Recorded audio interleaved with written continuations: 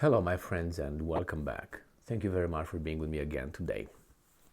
I think a good example to provide a vision of where the United States of America goes to is looking at certain kind of societies that are, I think, way ahead of our development, good or bad. And in this case, I think is good. This is my interpretation of whatever I see around me in this society and whatever I see in other societies.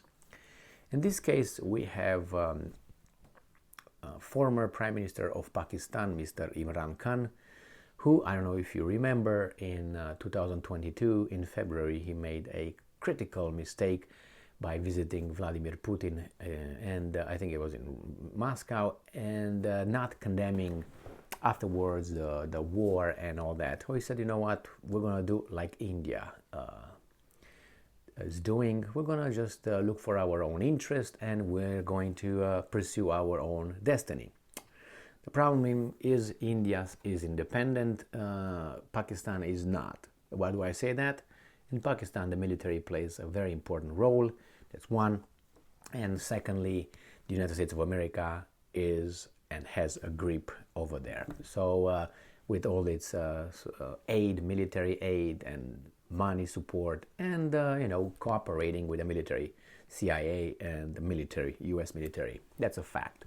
So that doesn't happen with India, but it happens with Pakistan. So what happened after Imran Khan did not join the Russia hysteria? He was removed. How he was removed? He was removed through a motion of confidence, no confidence vote. So all of a sudden they decided over there in Pakistan, the parliament, that Imran Khan doesn't meet the requirements for the prime minister. All of a sudden, what a coincidence. There's no relation between he going to Moscow and this no confidence vote. I think in about a month or so he was out. They moved fast. And then they put someone else over there who's a okay guy with whatever hysteria he's supposed to. Even though even this guy is not that strong in following orders and jumping on the Russia hysteria. So what happened with Khan?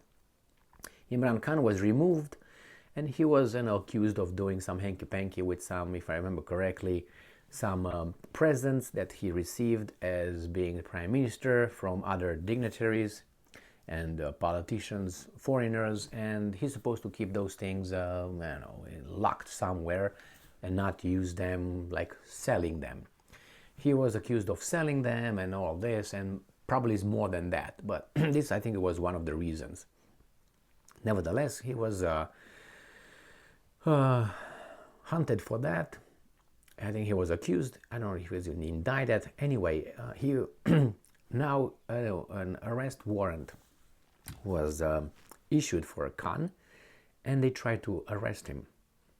The authorities in Pakistan, if you remember, he survived an assassination attempt a few months ago, and he was shot, and he claimed it was the Pakistan government who tries to get rid of him.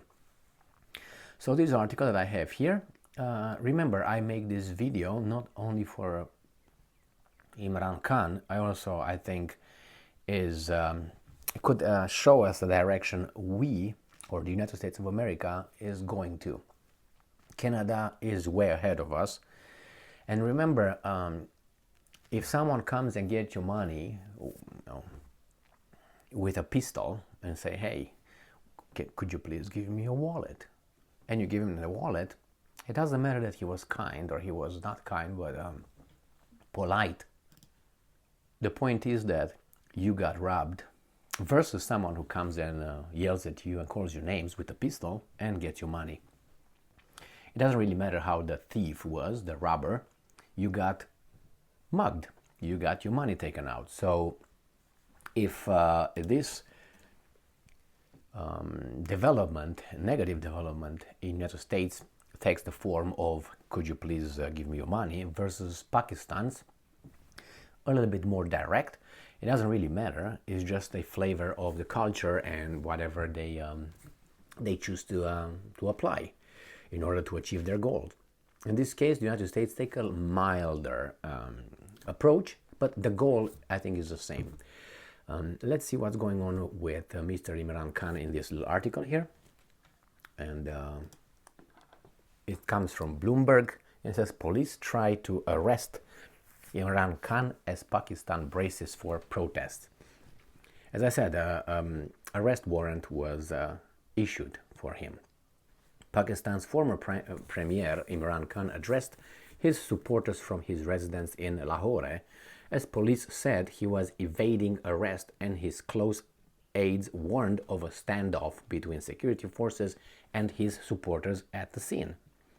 Khan, 70, just wait a few more years, he's going to be gone, has drawn tens of thousands to his rallies in recent months, and his arrest could bring them to the streets, posing a major distraction for Prime Minister Shahbaz Sharif government that's racing to secure bailout loans from the International Monetary Fund as the country teeters out on the edge of bankruptcy. Once you have these guys in, you're done. Really done. I would run from these guys as fast as I could. And I'm quoting, "I bow only in front of God and no other power or institution," end quote, the leader told cheering supporters. And I'm quoting, "This is our war for real freedom," end quote. He added, blaming Sharif and his government of sweeping corruption. Khan and his party have been demanding early elections, and in the past have said that they will court arrest to push their demand for a snap poll. Sharif has dismissed their demands, saying his government will complete its term that ends in August this year. A police team arrived at Khan's private residence to arrest him Sunday and present him before a court, but he wasn't immediately found, according to Taki Jawad, spokesman of Islamabad police. The former leader has to be presented before the court on March 7. Akbar Nasir Khan, the Inspector General of the Islamabad police, told local media, and I'm quoting, "The police must arrest him," end quote, he told Ari television. And again, I'm quoting, "We appeal to the people not to hinder the legal process." So let's say tomorrow, I'm just going to give you a scenario. Tomorrow, former President Donald Trump gets arrested by FBI. What would happen here? I tell you what would happen. Nothing. Over there, they're afraid that people will go in the street and so on. Very possible. They have a high sense of freedom over there. And I have to say it. And it seems like they have many other ways of expressing themselves than here. I think here will not happen anything. Not that it should, but I don't think they will organize protests. And if they will organize protests, the mass media will make sure to portray those protests as being this kind of, they're going to label them with some connotations that should not be used. But nevertheless, this is where we're going to. I think what's happening in Pakistan should make us pay attention. You can say, well, maybe the guy is guilty of something. Maybe he is. And if he, he was issued a warrant, if he was a warrant for his arrest, he should show up in court and all that. Yeah, I mean, yeah, but then is the process, do you think, is fair? It's like you tell me Ukrainians are fighting corruption right now. Yeah, it could be like that, but in reality, is that corruption? It's like you say, well, Putin was elected democratically, like this guy. No, he's a dictator. Why? Well, because we say so. The same with Pakistan. I don't know how corrupt that country is. I don't think is as clean as United States of America or anything, but it's just a good case scenario that you can look at. And I will use a how should I put it, a study, an example, and not example, but let me show you what I'm talking about. a cycle. It's called the cycle in history, or the cycle of civilization, cycle of societies.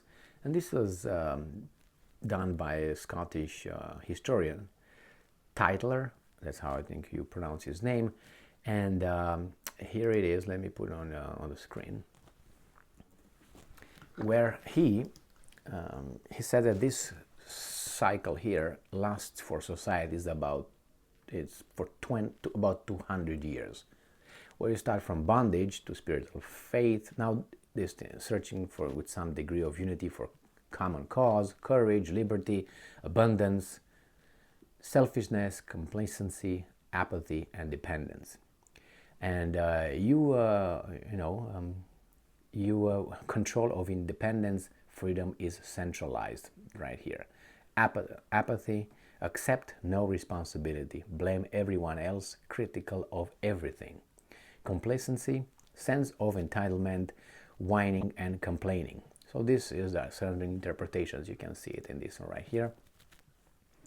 The same thing.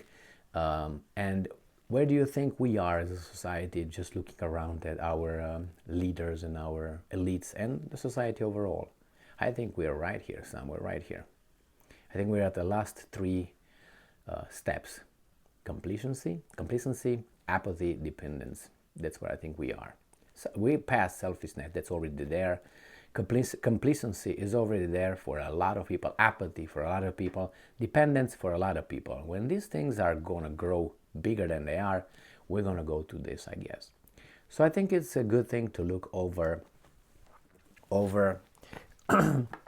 case study, real things that occur. I'm not saying that Pakistan, went through all those things in a, how should I put it, like you have the seasons. Sometimes the seasons are milder. Let's say you have a winter with snow usually, right? Below 0 Celsius or 32 Fahrenheit or whatever. You go that, but sometimes the winter is milder. The same here. It doesn't mean that it's not the seasons. There are not the seasons, but it's milder. It just happens. Or maybe, I don't know, the fall is longer than usually, or so on. The same here. If you look at Pakistan and say, well, tell me where Pakistan went through all that cycle, Emil. Well, it's milder. Sometimes, it happens like that. Sometimes it's not. And I'm talking about certain kind of scenario here that you can observe here. I'm not doing this as a, remember, this is a social science study. It's not a mathematical one, okay? But you can see the ups and downs of the civilizations. I used the cycle of civilizations and society before. And I'm concerned with what's going on in this country, and it's an accelerated fall. That's how it is. It's not a constant or it's accelerating as it goes. I'm expecting these guys to do something with, for instance, with political opponents, and prevent them from running, simply arresting them. I am, how should I put it? I would not be surprised whatsoever if tomorrow former President Trump will be arrested for questioning. Arrest warrant issued, everything legal, everything signed by a judge, everything blah, blah, blah, blah, and he would be arrested just for questioning. Nothing else at this point. Now, when that line was crossed, already was crossed with, I think, with that FBI raid at his house. It's another thing that was, and many others before. You can see the signs, when these guys tell you what's the most threatening aspect of the U.S. society. They tell you that a certain kind of ideology or group. That's a big step they took. You want to look at mandates? I think that's another sign of a certain kind of direction with the mandates, where those guys could tell you do this, do that in the name of good. And who's good? The majority good? They didn't vote. Anyway, this is the mass democracy. That's a different story. So Imran Khan, they removed him. They tried to assassinate him. They tried to arrest him now. They tried to get him in jail illegally and so on. Look at these trends and see, look around you, and you're going to see little by little signals, as I said, with a different flavor. This way, please, you're arrested, or get in a car, you're under arrest. Different, but the outcome is the same. Thank you very much for being with me again today. Stay strong, stay smart, look for the truth, and be just.